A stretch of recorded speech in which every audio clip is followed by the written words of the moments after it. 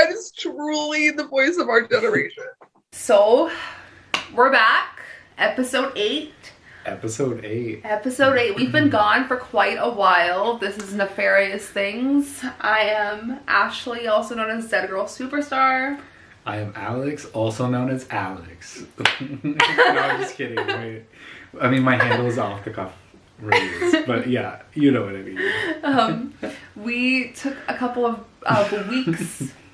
Oh my goodness, we took a couple of weeks off. We're just doing chill couch vibes today for video watchers, not audio listeners. We're about to have a cat fight, which we're going to try and avoid. This is the kind of vibe that you get with us. Yeah, you're gonna get chaos. Chaos. Just chaos. Not organized chaos, not like, you know, it's just chaos. Like, yeah. Not controlled.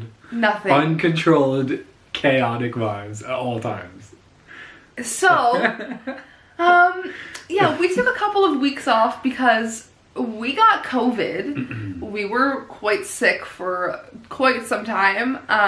So that was a big factor in that. But we are back. Wait, is your taste and smell even all the way back? Yeah, no, my smell is about, I would say, 65% back. I can register like all bad smells. Farts, not so much. But like rotting things, fish. One of my coworkers was eating like a 4-cheese tortellini. Oh my God. And I was like, I smell fucking stinky feet. And they're just like, that's my lunch. And I was like, well, it smells like stinky fucking feet. So like, those are the things that I can smell. I also had an accident where I sliced my thumb open last night. So, chaos. Oh my gosh. But we are going to start this. We have some movies to talk about. There's a lot of things that we have to talk about. Yeah, you've missed a bit. So let's start off with our trivia questions, because I have 2 for you this week. Jesus. Oh, I already know this one off the top of my head. I don't know if it says horror movie, but which I'm gonna say horror movie. Which movie has the most sequels in history? Oh, is it a horror movie? That's why I didn't know what to classify it as, because it can be seen, I guess, as a horror movie. But it's not like truly horror. It's not a true, I guess it could be I mean. classified as a creature feature. And that's the most sequels? Is this the one that you think I was gonna get? No. Oh, jeez, wait. Is this... I don't know, actually. It's Godzilla. Oh my God. Yeah, you're right. It has 29 movies in the franchise, Oh my God. and the first episode was aired in 1954. And movies are still being produced, obviously. Godzilla vs. Kong. Godzilla vs. Kong. Whew. Yikes. What a disaster. Anyways, which movie made Leonardo DiCaprio an overnight sensation? Oh, I mean, is it Titanic? It's Titanic. Yeah. Yeah. I had to throw an easy one in there. Oh my gosh, yeah. Well, thank you. You're welcome. Well, I mean, at least we're learning, you know? Yeah. I'm learning things. Mm-hmm. Yeah. So I am not even going to try and recap the last episode because I don't remember. What? You were like, do you remember what movies we watched or we have to watch? And I was like, is it the Texas Chainsaw Massacre 2? Oh my God. Yeah. So... Oh, I got it. I got it written down. We can talk about that. Yeah, go ahead. We're about to have another cat fight. Hang on. Okay. So, we actually ended up watching, for the last episode, it was The French Dispatch. Which I loved. Yeah. Actually, I mean, we kind of love all these, but The Night House. Which I loved. And, I mean, you didn't, I guess you gave it a kind of low score, but Eight-Legged Freaks. Which I loved 13, 15 years ago. Yeah, I agree with that. I feel like that one was definitely outdated. Yeah. Didn't match the vibe. Wasn't the vibe. Oh my god. Well, should we update them on like some of the... Well, actually, let's talk about the TV shows that we were watching. Oh, okay, so Yellow Jackets, can we just start off with Yellow Jackets, if you guys haven't watched it? Season 1. Season 1. This is spoilers if you have not watched it yet. I actually, before we watched it, I got mistaken with Yellowstone, which I probably have no interest in. But I heard Carly and Aaron, not gonna plug them right now, I heard them talk about the Yellow Jackets and Yellowstone, and I was like, oh, let's watch Yellowstone. That, I don't know, it's... I mean, have you heard of Yellowstone? No, but it sounds westerny. Yeah, I think it is, actually. I mean, I heard it was good, but I don't know if we would like it. Yellow Jackets. Yeah. So good. So good. We binged the first 9 episodes in a week. Yeah, and then we had to wait to watch the last episode, and that was painful. Oh my god, yeah. But Yellow Jackets has an amazing cast. Melanie Linsky. What's her fucking name? Melanie. Christina Ricci. No. She's in it. I know, but that's not the one I'm thinking of.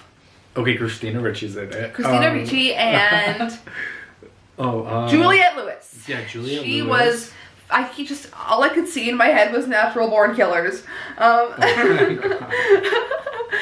yeah, they were all fantastic. The younger cast. A little while ago, I had Alex watch the movie The Tale, and that is a very hard story Laura Dern, and the main character in the younger group of girls in Yellow Jackets her name is Nelise something, but she is definitely a breakout star. She is wonderful. But who does she play? She plays Shauna. Oh, okay, yeah. And for those of you who don't know, Melanie Linsky is Rose from 2.5 Men. She has had a complete character arc in real life, a change. She is amazing. Just the things that she has been in. If you guys have seen the anthology XX, she was in that. She was in the movie with Elijah Wood. I made you watch that one with her. Horn? No. That's Daniel Radcliffe. That's Daniel Radcliffe. Elijah Wood. Commonly mistaken.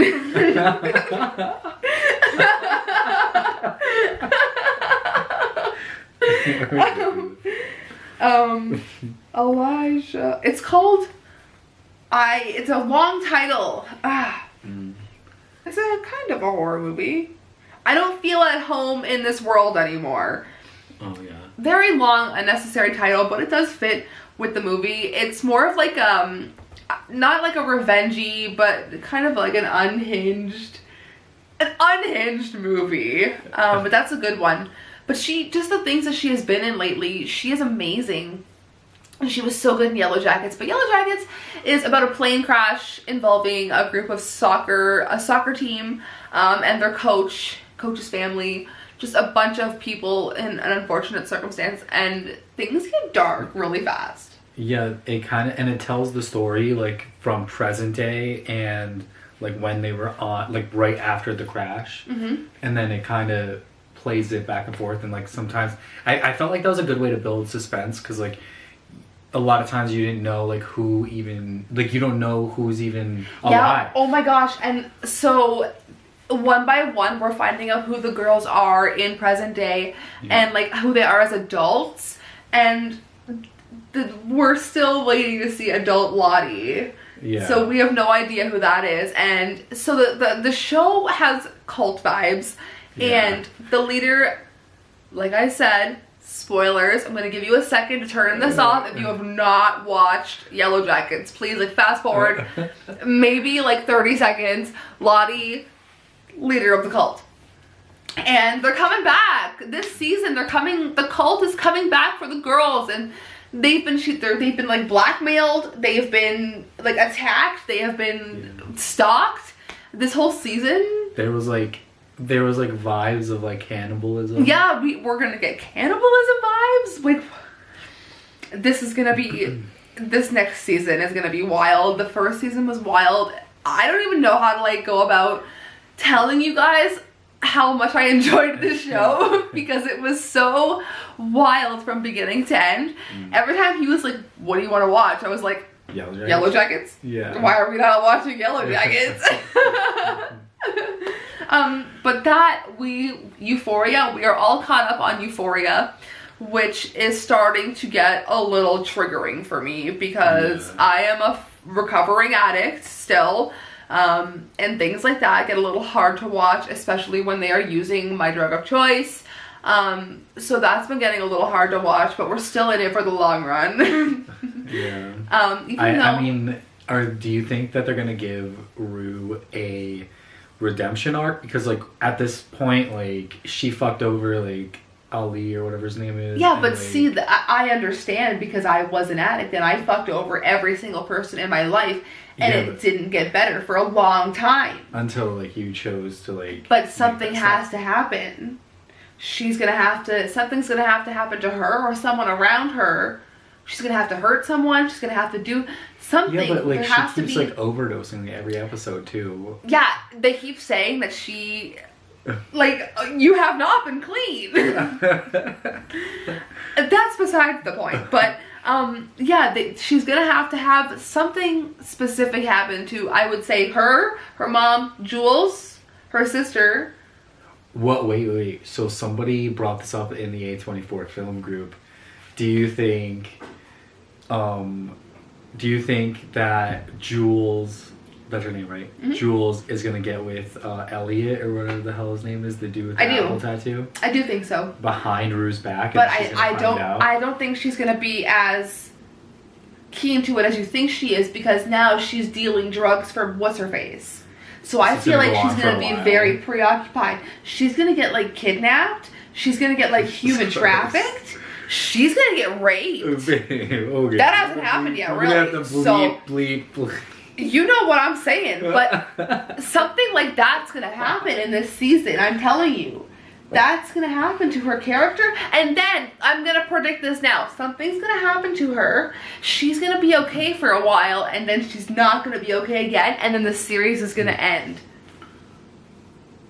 I guarantee you. Predicted the whole series? Yeah, because... Damn, I didn't know we were doing it this episode. It's gonna end like it started, with her not being clean, with her trying to, find happiness, trying to be okay with her mom, and it's not gonna work. But everyone around her is somehow gonna be okay. I mean, that's a wild, prediction, to be honest. Get that in writing. Yeah, get that in ya. Get that in ya. Canadian as fuck. Oh my god. Fuck. And we have to mention Mr. Robot? How have I never seen this show? Are you liking it? Yeah, it's so good. And okay, so as I was doing research for The Matrix, every time I saw Mr. Anderson, I was like, Elliot Alderson? Oh my god. He's in The Matrix. No. Literally. But did not expect Christian Slater to be in it. Darlene's character was in a show that I watched growing up called Suburgatory, so I love her in this. She's wonderful. Everything about the show is so good, and it's nice to see Rami Malek on a semi-daily basis. and him doing good and not just being the guy that the queen thing was just. And he was in The Little Things, wasn't he? Oh yeah, he was. That was just forgettable. Didn't like that.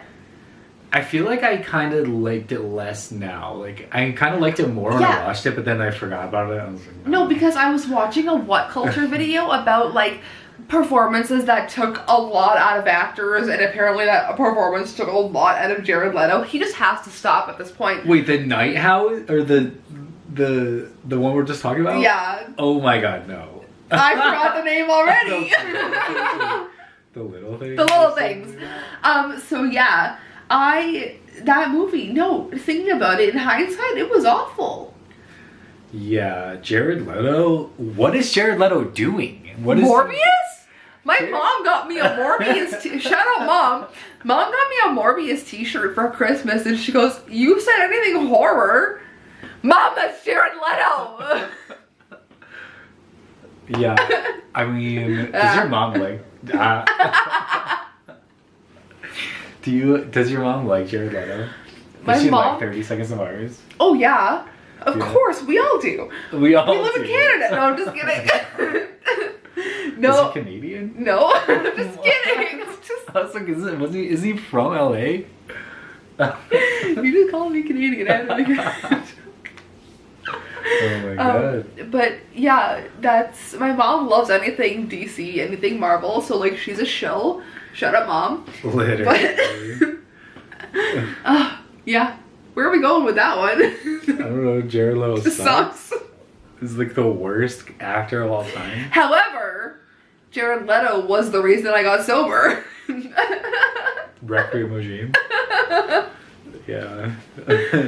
Jeez. Oh my god. Oh, actually, you want to know something funny? Actually, I don't know if I kept it in, but I did a video earlier to a voice play thing. And What'd you do? The Greatest Showman one. Did you cry? No. I did. I was a mess. You said, did you cry? I think that's just you. You're the only reactor that cries.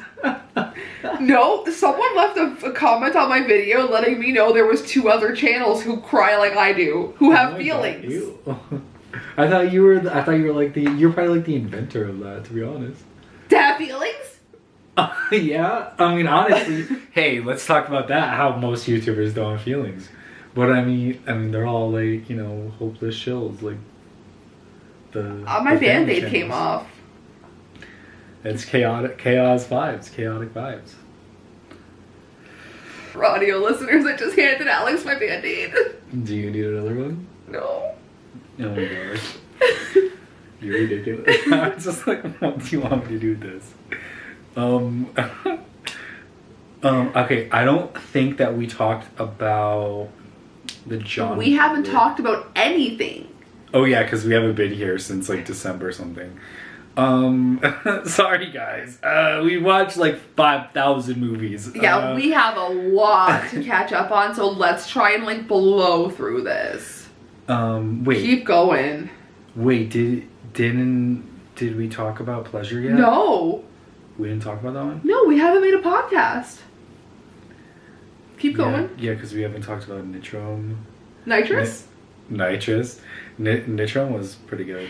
Yeah, if you guys haven't seen Nitrom, definitely check that one out. It's a little bit on the, I don't know how to describe it side. It's...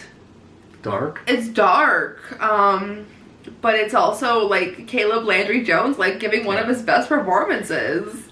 I definitely agree with that. And I watched a video earlier about the real guy, and apparently, like, since he's been in jail, like, his like mental health is like even worse than before, and like he doesn't ever like he doesn't even he gets like 1 hour a day like outside of his cell, but like he doesn't even go out for that, and he just stays in his cell, and he just like eats food all day, and he's like huge now. Like fat because he just stays in his cell. He doesn't go out to the exercise or even try. He's rarely ever seen outside, and like people try to like because he's like the high one of the highest profile like, you know, guys that did something like that. But yeah. Oh, definitely. I can't stop calling it nitrous. Nitrous. But it's nitrum. So, oh my god, yeah, it's the 24th. Like, we're all the way down here. So we talked about some of these. Okay, we did a video for Red Rockets on my channel. Maybe controversial because so many people love this movie, but there's just something about this. We didn't like it. We didn't think that Simon Rex was charming. We didn't think that this was a good showcase of middle America. We didn't think that this was the best directorial movie by Sean Baker. You know what? He could have made a better movie about like the underground rap scene in Detroit. I mean, yeah, no, you're not wrong. He could have made a better movie about like kids in the foster system, in things like that. He could have made a better movie, Euphoria style, in those themes. And I don't know, something about just seeing Simon Rex like that and grooming. Yeah, and I know what happens, but you don't have to glamorize it. Yeah, and I feel like, yeah, and like the way other people are talking about it and the way that they're justifying the movie is like that it's like a coming of age type of movie. For who? Because he's acting like he's 15. The girl that's coming of age just got groomed into porn. Like, do you realize that? Like, isn't that fucking weird? I just don't get it. Why are we not talking about that? And why is every single... My question is, and I'm actually dropping a video about that. I just have it locked away in the vault right now, but... like, why is everything involving like adults and minors in every single thing that we watch nowadays? Yeah. That's no, like, because I was gonna suggest a movie to watch. I believe it's called Mommy, and it's about a woman that starts to have a relationship with her young stepson. Oh my god, yeah, I remember you telling me about that one. Yeah, that sounds wild.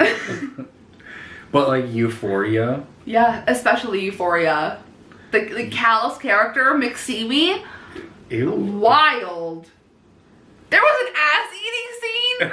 Can we just talk about that for a second? That was uncomfortable. It came out of nowhere and it left like it never came. Ew. That's what she said. Oh my god. Shit. So... Wait, well, did we talk about... I don't remember if we talked about The Invisible Man. I don't know if we did or not, but I had not seen The Invisible Man until we watched it in December. Okay, so I hadn't seen The Invisible Man until we watched it.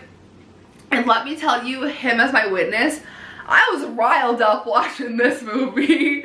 I was very angry. I was like, why? Just like, why is this happening? Like, don't. Oh my god. I was so mad. And also... Before we get into this, this may be a little controversial to bring up. I don't care, Elizabeth Moss. Why are you in The Handmaid's Tale? You're a Scientologist. Oh my god. Isn't that against everything you believe in? And I understand your religious right to religion, but like, isn't that a little contradiction? Like, it's contradictory. Yeah, I totally agree. I don't understand like anything that like she ever does, to be honest. I mean, she's like a good actress and like something. She really is a good actress, and that's the thing is But like she definitely gives like Scientology cult vibes. Like every time you see her, her eyes are like intense. And like, am I guilty of owning an L. Ron Hubbard published book? Yeah. Yes. Am I a Scientologist? Yes. No, just kidding. No, please don't try and recruit me. Like, I got an email like maybe 4 years ago on my channel that was like, hey, we're the Illuminati. Oh my god. We'd like to recruit you. Oh my god. Where? Where? Tell me. Give me the location, baby. I'm Elliot Alderson. Oh my god. You're wild. Oh my gosh. Let's see. Okay, so really quickly, I had Alex watch 2 movies that I absolutely loved, Incident in the Ghostland and Deathgasm. Both wonderful movies for different reasons. Yeah, the Ghostland one is by the Martyrs director, right? Yep. And I liked it. It was definitely out there, but I definitely liked it. Yeah, and Martyrs is in French, and that's not in French, and I think that's really cool that he didn't direct in the same language. Yeah. We have a visitor.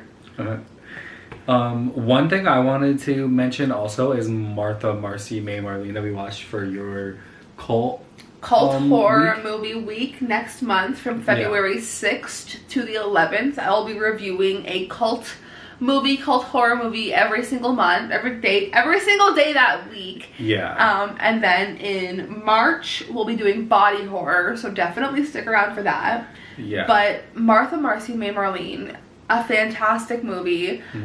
One special thing that I think is really cool about the movie is that the way that it was shot, they filmed all of the cult sequences because it does go in between 2 time frames, the present of like being out of the cult and how that has to, you know, how you have to assimilate back into real life and then life inside the cult. And they shot all of the cult scenes first so that they had the mindset of being in like that I don't know, like being brainwashed. And then Elizabeth Olsen wasn't introduced to Sarah Paulson until after they shot those scenes, so that they had a little bit of a like they ended up getting along really well in real life, which is funny. But they had to play like they were really distant, but they were trying to like get that feel that they would be more distant doing that. Yeah. I thought that movie was actually like, it was pretty good. I'm surprised like I hadn't seen it before, to be honest. No, it was very good. Christopher Abbott's in that one, who I personally love. Yeah. Really quickly, I will mention that we just watched It Comes at Night. Yeah, that was great. I am still a little jarred about the ending, but I gave that movie a fucking perfect 5 out of 5, and that may be a little controversial, but I think I am a fangirl of Trey Edward Schultz, the boy. That might be a little biased of an opinion, but loved It Comes at Night. Also, a movie that I gave 5 out of 5 to was Ready or Not. Oh yeah, I had not seen you that. hadn't seen that one. Because I thought that will also be in my cult horror movie month. I did a poll on my Instagram to see if people thought that The Family gave cult vibes. Yeah. And I thought that would be interesting to talk about on the channel. So that we'll get a full review of that. But I had never seen that until a few weeks ago, and I'm really surprised. Also, I want to give a shout out to Goldman versus Silverman. Oh yeah, I was gonna bring that up. Yeah, if you guys like the Safdie brothers, if you guys like what they did with Adam Sandler and Uncut Gems, definitely check that one out. It's a 6-minute short on Vimeo, but it is like prime like New York City comedy. Yeah, no, I definitely agree. I gave that a perfect score, actually. Yeah, it's funny as hell. Yeah. So do you want to get into more main movies? No, we still gotta mention a couple of these bad boys. Oh god. Okay. Yeah. Actually, I want to talk about John Wick. Yeah, or The Matrix Resurrections. We're talking about the Matrix. I literally just. What are you I'm making a joke because he looks the same in both movies. You're right. Yeah. John Wick 4? Literally. Did you watch my review for that? For what? Matrix Resurrections? No, I yeah. just posted like a few days ago, but that I mentioned that he looks like John Wick in there. Yeah, I was like, that was like the first thing that we said. We just like turned to each other. It was like John Wick. Oh my goodness. But yeah, I had never seen John Wick, and one thing I really liked, and that's what I said when we first watched it, was that I like that it's not a romantic love driven story. It's more like I watched a video the other day on the trope of the woman in the freezer, and that's when they kill a woman or they do something with the woman and you have to like do revenge because she's dead, or like something because she's dead, she's gone. Oh, okay. So in this case, they more focus on the dog being in the freezer. Oh my and God. It's a story based on like they took his dog, the car's in the freezer, you know, the car is being taken. And I like that it's not a romantic love driven story, and I like that it's more of an objective or like a revenge, an animal revenge movie, and I think that one was really good. Yeah, the first one, I loved the first one. Action scenes, like, and I loved how like they make, the reason why I really like it is because like the way that they choreographed it and literally just like built the songs like around the fucking action, and yeah, like, it was exactly on beat. Do you remember? I was like, "Hey Siri, what song is this?" And it just came up John Wick. Like, oh, I opened up Siri. Oh my gosh. No song is playing. Oh my god. Fuck. Wait, no, we have to mention Pleasure really quick. Oh yeah. I didn't want to skip that one. Pleasure.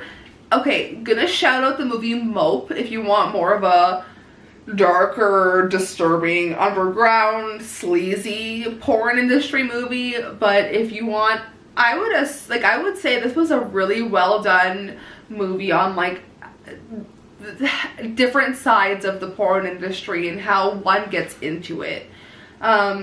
It was sad and it was really good. It was so well directed. It was dark. It was scummy. It was too many cocks. So many cocks. Oh my god, like not even good ones. Oh my god. It's horrific. Yeah, take them out. Like just we could do less. We could do less cocks. Euphoria, less cocks. Yeah, Euphoria, less cocks. They're supposed to be in high school. We're supposed to be thinking of these kids in high school. So many cocks. Yeah. Oh my god. Cocks. Cocks! That's every episode. Cock. Cock. Never cock. Never cock. Never cock. Sydney Sweeney's tits. Another cock. Fuck. Literally, like, who else is naked besides the guys and Sydney Sweeney? Never once Zendaya, which is fine. Like, that's tasteful. I'm glad that she has integrity. Yeah. Fuck. And I'm glad that Sydney Sweeney is talking out about the double standard and like how her scenes are revolved around her being nude, and that's not right. Yeah, it sounds pretty fucked up. Yeah. She said like it seemed like a lot of the scenes were like they didn't really have to do any like deal with nudity, but like they just ended up putting the nudity in there anyway. For no reason. Trying to put nudity. She had to literally say no a few times to like because they just wanted it in like every scene. Yeah, and we were just watching Philip DeFranco when he was talking about Emilia Clarke in Game of Thrones when she had to end up fighting to have her shirt stay on, which I think is pretty sad. Yeah, that kind of stuff's HBO again, though. Yeah, they're weird with their nudity stuff. I don't understand that. Let's talk about. Well, we can briefly mention The Father because I really liked that one. Oh, I will never be okay ever again after watching The Father. Let's just say that. Yeah, very sad. So definitely. Shout out Olivia Colman. Shout out The Favorite. Shout out Yorgos. One movie that I hadn't seen was Paul. Yeah, how did he miss Paul? Paul was a comedic classic. That movie was way funnier this time around. Yeah, I really loved it. I loved how they like were going to Area 51. Yeah. Yeah, that's pretty cool. And like Jane Lynch was so good. Like she made such a cute cameo. Yeah. Kristen Wiig. I love Kristen Wiig. She could do no wrong in my eyes. Yeah, it was like all the good guys that we love in all the comedies. The Wailing? Oh, The Wailing was good. The Wailing was long, but very good. Yeah, I actually I compared that one to Memories of Murder, but I liked The Wailing a lot more and like what they actually did. Even though Bong Joon-ho did Memories of Murder. Loved Memories of Murder. I just feel like they did it, like they directed it better. I don't know, it just felt like... But I feel like Bong Joon-ho was making this movie in hopes that the serial killer would see it. They didn't have that kind of objective. Yeah, exactly, yeah. No, you're totally right. And then we could briefly talk about the Woodstock 99 doc. Yeah, if you guys like great that. music, horrific experience for everybody all around. This is gonna be so the When We Were Young Fest is going to be Woodstock 99 all over again. God, just literally. saying. Yeah, everyone's gonna be burning shit down at the end of it. Yeah. Oh my Riots. god. Riots because My Chemical Romance isn't actually gonna be there. Yeah, like, who thinks My Chem's gonna show up? Let's be real. Ray, you're gonna be there. Oh my god, there were some Blink-182 at this point. Oh my god. So Steve-O? yeah, we watched 2 Steve-O comedy specials, and they were both so good. He is out of control, like even on stage. Like, yeah, I'm pretty sure he's working on a 3rd one, like a new one. Oh my god, I hope so. I hope so. Cannot wait for Jackass. Oh yeah. That'll definitely be a main movie when that comes out. We can talk about Krisha. This Trey Edward Schultz. Trey Edward Schultz used his own family, used his own resources, their house, everything about that was just self-funded to make an incredible psychological thriller, I would say, about a woman, an addict, trying to get her life back together, but failing horrifically. You know why I think It Comes at Night, like, okay, by the way, good callback. Just saying. But going back to like it came at night or whatever. It comes. It came at night. Yeah. I'm just kidding. It cranks down at night. Are we 12? Yeah. Oh my god. Okay. I think the reason why I like that one, and the reason why maybe we both like that one, is because he's like a really good way of building tension. Yeah. Is just because of the long shots, and like how you always, whenever there's like a long shot on something, you kind of feel like it's leading up to something, but a lot of times it's not even leading up to really much of anything. But yeah, I think there's a scene in Krisha when there's a long shot that like leads up to just someone like getting a hug, and you're like, oh. And that builds like the tension up until like the climax of the movie. You know? Yeah.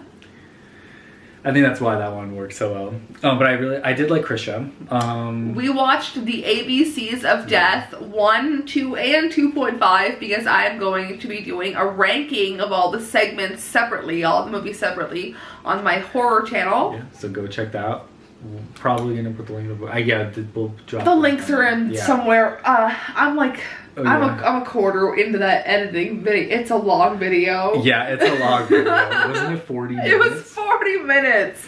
But there's a lot of things that you kind of have to talk about, you know? Yeah. Some of the memes that we know about today are from ABCs of Death, and I didn't even know that. But. Yeah, and those videos are going to have a lot of graphic depictions verbally that were hard to say, and that I'm probably going to have a hard time with the next one, so... Strap in, folks. Oh my god. Strap in and crank down. Crank down. If you guys don't watch Workaholics, you're not gonna get that joke. And they still say it on the podcast. They have a podcast, the Workaholics guys, called This Is Important. So Thank good. you for scratching. But we've been listening to that kind of on our off, like when we were not doing anything. It's so funny. I love when you laugh so hard. It's my favorite. You're a dork. So another anthology that Alex had not seen was Holidays, yeah. Which I'm probably going to end up doing a ranking. Probably I would say later on in February. I like that one. That's always a good one to watch. I liked it more than I like the other ABCs of Death ones, to be honest. But it's a lot shorter and a lot less to digest. Yeah, true. Mm-hmm. True. Try Harder, and in the same breath, 2 documentaries that ended up being wild. Yeah, in the same breath though is pretty heavy. That's literally we review. What did we go watch afterwards? Because we were like, oh no, we watched like a TV show afterwards. Oh yeah, I think we were just watching YouTube or something. Or yeah, I was like, this was too heavy. Like we gotta. Lin. We were watching Stephen. Yeah, Lin put on Stephen Lin. Oh my god. God. You're wild. But in the same breath is about the virus, the coronavirus that's happening, the pandemic that we're currently in, traces it right back to the day it happened, and it was so scary to watch unfold because you start watching it unfold on the Chinese side of things, back to the American side of things, back to the Chinese side of things, and it's just so crazy that we're still in this. Yeah, and it was heavy and sad and it was all the things. Pretty eye-opening. Yeah. And Try Harder is a doc about a couple of teenagers in high school applying for college in... It's a specific high school. A specific high school. Like the Lowell High School, Lowell High School. They have a primarily Asian attendance rate. And they aren't taken seriously when they apply to schools because of their race. And that's horrible. Yeah. True.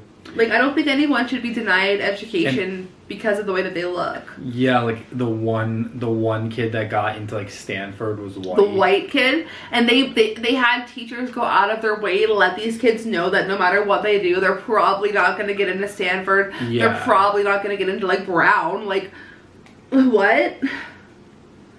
It was wild. That was To think about the expectations that were on these kids from their parents being in high school. My mom just was concerned that I went to bed before 2 a.m. and ate a granola bar for breakfast. Oh my god, yeah. No, I agree. The parents and the school put like way too much pressure on them too. Yeah. And it's sad. It's very sad. It was very sad to watch. So, I don't know when he got here, but Bean's here for video watchers. Good. Yeah, at least he's not being a shit today. Yeah. We're gonna get into our main movies. Finally. Where do you want to start here? Prisoners of a Ghostland or The Matrix? Well, they're both bad. For different reasons. Yeah, I guess let's get into Matrix first. And before we talk about it, I did my own full-length review on it on my channel, which you can go check out down below. But yep. we're gonna talk about it here too. It's also called John Wick 4. Oh yeah, literally.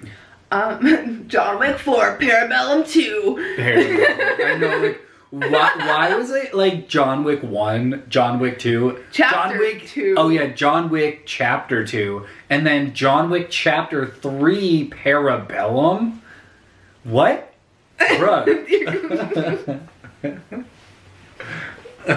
There you go. I'm gonna need you to clip that and put it on the YouTube channel or Instagram. Babe. Well, do you want to start? You can break it out. You said you were researching this one. So the only reason why I want to start off talking about this is because we were kind of salty about Lawrence Fishburne not being in this movie, but the flashbacks of him being used in this movie. I have a lot of feelings. Yeah, but when I was looking it up, when he was asked about it, he was like, I don't know why I wasn't in this. Ask Lana Wachowski. Like, how salty. I love it. Yeah, you know what? He deserves to say that. Like, why wasn't he in this? No, I think that's... Why maybe because they were trying to cut back on the budget. Because like, it seemed pretty low budget compared to the other ones. Yeah. Oh, this is the first Matrix movie to be shot digitally. That's why it looks fucking horrible. Yeah. Oh my god, it was awful. And they just like didn't bring Lawrence Fishburne or Hugo Weaving back. Yeah. But used their clips with new actors on the screen at the same time. So do they have the intent of carrying on this franchise now from there? I fucking hope not. Oh my god, I hope it ends. I hope they don't ever make another one again. So Lana Wachowski opted to not use anybody else to help her direct any of the scenes. It was just her only. Why? I don't know.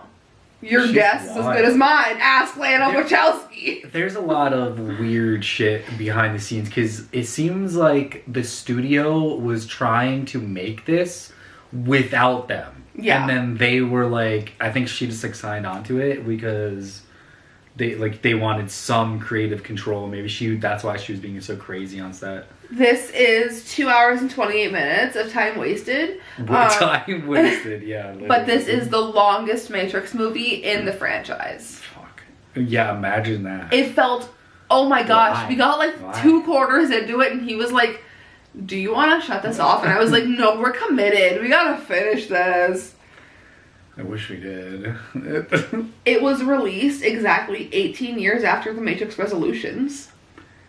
Yeah, that's wild. 18 years. Yeah, like, it's crazy that I have those movies on VHS. I haven't watched the sequels to The Matrix. Yeah. I've only seen the first one. They're better than fucking 4, that's all, I'll tell you that much. 4 was bad. It was just, it was messy, and I felt like it was very low. It felt like the way I described it in my video was fan-made. Like, it felt like it wasn't fan-made, but it felt like it was like a fan-made like homage to the original. It felt fan-made once they used White Rabbit as the song. White Rabbit? What do you mean? Jefferson Airplane, White Rabbit, the song. Oh, okay. It felt fan-made once that song was used because it felt like an AMV. Do you know what an AMV is? Say the word, not AMV. An animated music video, usually anime music video, usually clips of anime. Okay. And it's put like with like a 1,000-foot crutch song or something behind it. Yeah. It felt like you're watching The Matrix AMV with White Rabbit over it.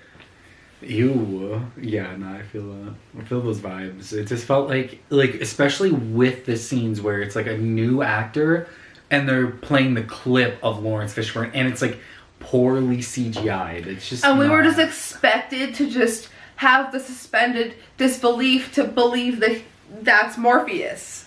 That's not our Morpheus. Yeah, that's not Morpheus. I'm sorry. It's fine. And Keanu, like, what? I mean, he just was being Keanu.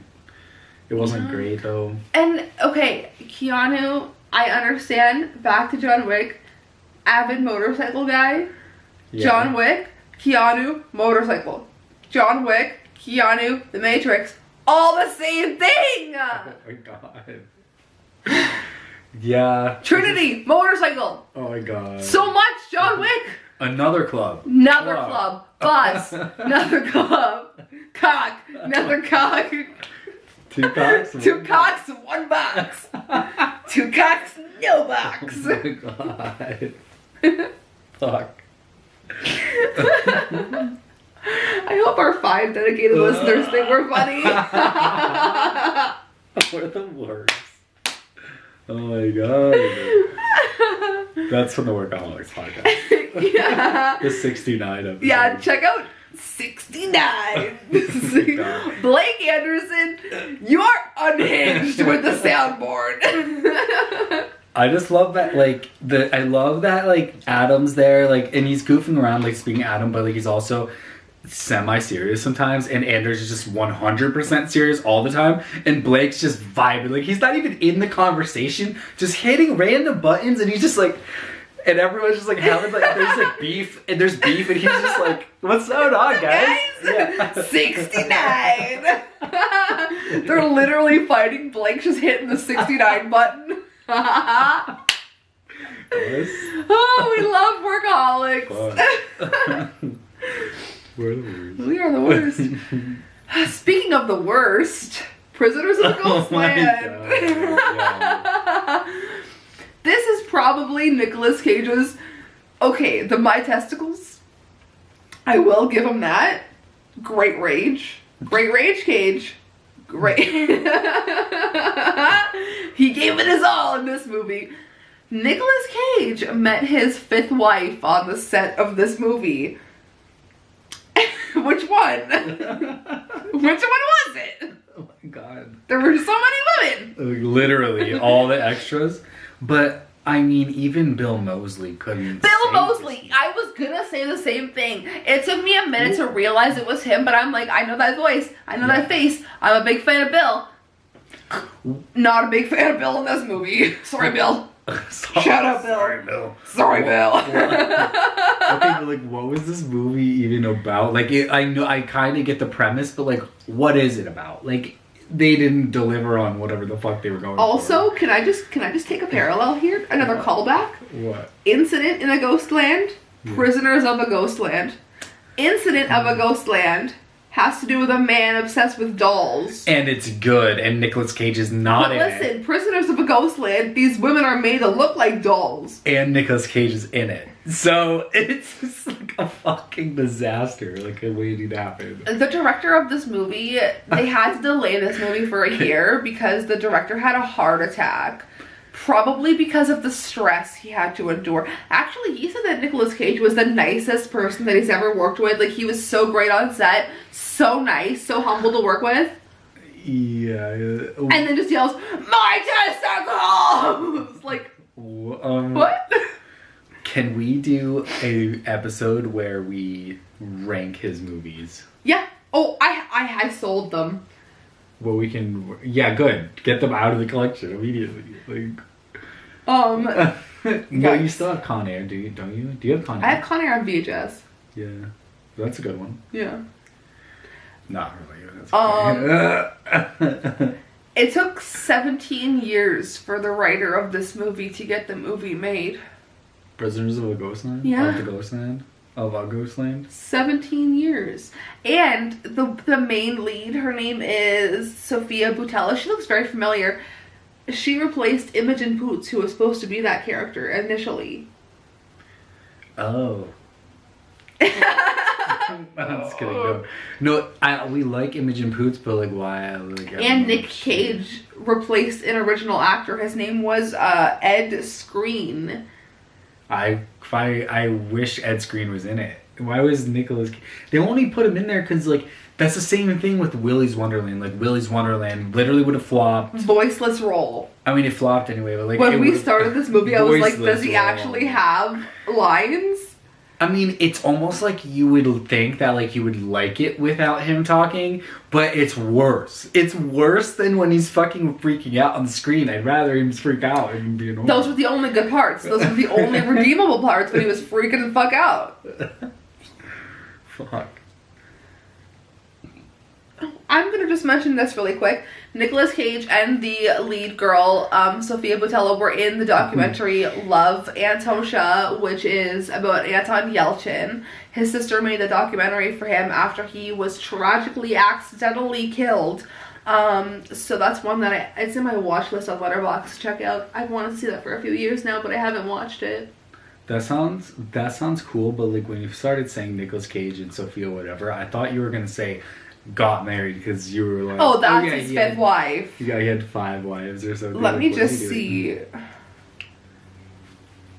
My man's. Maybe it's just not in the cards for you. That's his wife right now. Oh. Why? It was one of the extras. Yeah, what? Bro, why can't you go to he's at the bar every day. Just go to the bar. They're expecting their first child. Bro, what? What are you talking about? Chaos! Oh my god. So anyways, chaos. Let's talk about Phantasm. Oh my god. Unless you had something else to say about Prisoners of the Ghostland. No, we can go on to Phantasm. Phantasm was not what I thought it was going to be. This one is directed by Don Coscarelli, and I actually have an episode of Masters of Horror directed by him. So much of this in Masters of Horror, or In Search of Darkness, so much about Phantasm, and the way that the clips, because they talk about the later Phantasms in that movie, and the way that the tall man is portrayed. In the first movie, he's a grave robber, and he's kind of going around and tormenting kids who are like fucking in the grave sites and stuff like that, and I don't know, that just wasn't the premise that I thought Phantasm was going to have. It was good, it felt a little long, but when I picture the tall man, I didn't picture him, it felt more like, I don't want to say supernatural, but like with the sphere that he has, it felt more like interdimensional, I want to say. But yeah, I guess I didn't take away what I should have taken away after watching In Search of Darkness. I don't know how many times. Yeah, I don't, like, I feel like you said like they praised Phantasm a lot in that, but I mean, I liked it, but I didn't love it, I guess. Mm-hmm. I think I definitely didn't give it a great score. No, Don Coscarelli, I believe he also directed Bubba Hotep, which stars, Sheesh! That's Jesus. Talking about Karsten Rundquist. Shout out Karsten Rundquist. No shout out. You know what? Fuck Karsten. Okay. Here we go. We love jazz. We love jazz.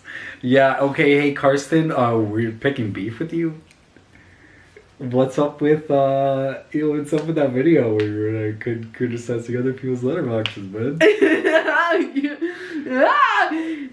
Didn't he come out at the end of it? This is not serious. Yeah. Of course it's not serious. Have you seen your own? Yeah, like I mean that's why we My God. He's just like dropping like reviews and it's just like my dog would have liked this. Like, what are you talking about? He literally his review of Whiplash. Jazz. Yeah. Oh, fuck. Same. I'm just gonna put same in every one of them now. Anyways, Don Coscarelli directed Bubba Hotep, which stars Bruce Campbell. Okay. And it's very practical effects. He directed something else that I wanted to mention. Don Coscarelli. Phantasm 1, Phantasm 2. John dies at the end. I don't think I've seen that one. No, but that's one that I wanted to check out because I didn't. John dies at the end is one that I kind of put in with Hobo with a Shotgun in movies that I didn't watch because I thought it was gonna be fucking stupid and predictable. Anyways, fuck shit, no. Oh my god. Yeah, those two movies I thought I would never think to take seriously, so I never bothered to watch them. But seeing them being praised so much, I feel like I want to go back and watch them. John dies at the end. And Hobo with a Shotgun. Oh, Hobo with a Shotgun. Yeah, but like, who's praising Hobo with a Shotgun? Like, Flick Connection? Flick Connection, exactly. Shout out Darren Van Dam. Hot and erotic. He doesn't even say that. No, but he, like, every video, he's like, peak hotness. Nev Campbell's peak 90s hotness. Denise Richardson. Yeah, so sexy and wild things. Like, what are you talking Give it up. You're married with children. Is he? Yeah. What is he doing? He'll just, like, pick out a movie and be like, yeah, she's real sexy in this one. Real young, real hot. Yeah, like, fuck. Ew. Oh my god, every time we watch him, I'm like, Darren Hot and Erotic Van Dam. The hot and erotic thing comes from... We're combining our memes, our inside memes. Comes from Barefoot Brothers Drive. And Seaman, who directs a website asking men to videotape themselves barefoot driving, hence barefootbrothersdrive.com. Anyways, he said that that's hot and erotic, and we just kind of picked that up. And yeah. Darren Van Dam said peak hotness. Yeah. So now, they're Darren Van Dam, yeah. Darren Hot and Erotic Van Dam. Oh my god. We're gonna have to like explain our jokes because they just happen and we just get it. Everyone's gonna be like, what the hell? You guys are unhinged. Yeah, literally. Unhinged with Chris Clemens. Oh my Shout out Chris Clemens. You're an angel. Oh my god. Woo! My neighbors, my new neighbors, welcome to the block. Oh my god. They probably hate me. Yeah, well, that's what you get when we're content creators. Yeah. Yeah. Yeah. Do you want to do movie picks? Oh yeah, movie picks. Yeah, we can do movie picks. I'm getting like lower and lower as we're sitting here. I'm just sinking down. Crank down. Crank down. Live fast, die hard, crank down. Good. I suggested that we watch, actually before we get into this, a movie I forgot to mention entirely that I really wanted to suggest was the movie Mass, about a mass shooting and the aftermath of the families of the shooter and a victim of the shooting. They come together in a church to kind of talk about their differences, and yes, it feels a little bit like a stage play, I will admit, a little bit. Once you get into it, you kind of lose that vibe. Great movie, very well done. Ann Dowd. I sobbed. I was not okay by the end, but Ann Dowd, she's in The Handmaid's Tale. No wonder why they picked her for Hereditary. I'm just gonna put that out there. Yeah, I definitely, I thought like, I don't know, some of it felt like, I don't know, like, I don't remember my criticism of it. Actually. I was not okay by the end. We watched so many movies, like, I just kind of they all blend together. Yeah. No, it definitely was sad, like especially because, like, we were kind of like, oh, is like, just, like, it was, like, sad, and then they, like, were doing, like, another scene, and then it felt like they were wrapping it up. We were like, are they just gonna, like, end it like this? Like, this feels weird. But then it got sadder? Yeah. Oh my goodness. Great movie. Jesus I feel Christ. like Richard Jenkins would have been really good in that. Mr. Doback, I feel like he would have been good in that movie. Yeah. J.K. Simmons? He doesn't have emotions. Like That's why. Anger. He's just peak anger at all times. Are you rushing or are you dragging? Literally. I feel like you can't talk to him. I feel like he's really intense. And really, Allstate. Was he not the Allstate guy? Oh, maybe here. I don't know. He was in one of our commercials. Anyways, where I was going with this is we picked the movie The Master for the main movie this week coming up. We're going to finally finish it. I have not finished it. Going to watch The Master. Big fan of Philip Seymour Hoffman. Shout out Philip Seymour Hoffman. Joaquin Phoenix. Shout out Joaquin Phoenix. Shout out River Phoenix. And I thought like, I think it's, I don't know about this new Paul Thomas Anderson movie. Licorice Pizza. The Master is really good. Like I think you're gonna like it a lot. I think I will too. Do you have a movie picked? All right. So my movie pick is gonna be Heaven Knows What by the Safdie brothers because I haven't seen it and you haven't. I haven't seen it. Speaking of that one, maybe a little sad for me to watch. I'm probably gonna be a mess by the end of it, to be honest. Okay. I remember, even though I had already ruined Uncut Gems for myself, because I knew I was going to see it in theaters at the film festival, but even though I knew I was going to see it, I was like, nah, I'm pirating this shit right now. I'll admit it. And I watched it like a week before I went to go see it, and I remember being in the theaters and like it was just like seeing the ending on the big screen and like being in like a huge setting. I miss going to the movies, but like being in that setting and like an intimate cinema and just like seeing that happen, like the ending of that movie, I was a mess. I left that theater just sobbing. Yeah. Oh, I was probably the only one. Yeah, definitely. Same thing with Parasite. By the end, I was like leaving and I was like I was not okay after Parasite. Oh my gosh. So I'm going to pick out of my new in movies, my new in stack, and I picked number 67. So I'm gonna grab that. Okay. It's Labyrinth, guys. We picked Labyrinth. Oh my gosh. Oh, we love Labyrinth in this house. Oh my god, Jim Henson? Jim Henson? I don't know if I've seen this. David Bowie? Fucking Jennifer Connelly? Amazing. Interesting. Yeah, we can watch this. Oh my god! It's all puppeteering. It's all practical effects. Well, that sounds good. There's music. Good storyline. The Dark Crystal, I have that too.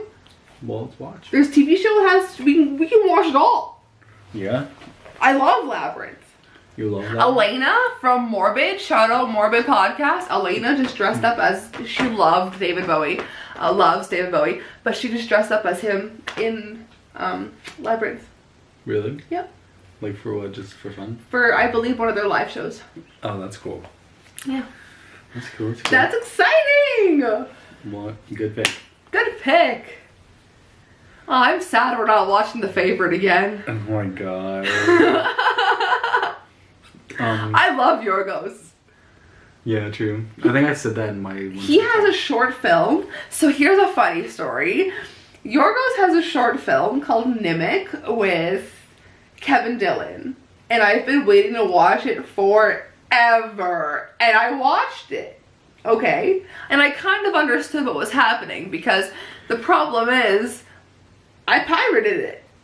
And the way the movie was shot is it looked like you could see half the screen and like the other half was like a weird effect on it. And I was like, oh, this is fine. It's just Yorgos, no problem. And I sat through the whole thing only getting half the story. So now I only kind of know what happened and it wasn't the right movie. Oh my god. Ridiculous. I couldn't wait. You gotta stop pirating movies. Eat a dick. Oh my god. Okay. Recommendations. What you got? What do you got? I want to take a second to recommend the channel Illuminati. spelled with like a million eyes and the word naughty in between. We're gonna leave it somewhere for you to go check it out, because she has a series called The Corporate Casket, where every, I believe, Thursday or every other Thursday, she goes through a business practice, a cult, someone like an actor or something with bad business practices, but something along the lines of that.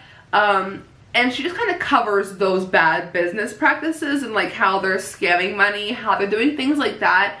And I just think it's a really good in-depth kind of video essay channel, so definitely check that out. And I like her little animation because it's like a human body with like an Illuminati triangle head, and I think it's cute.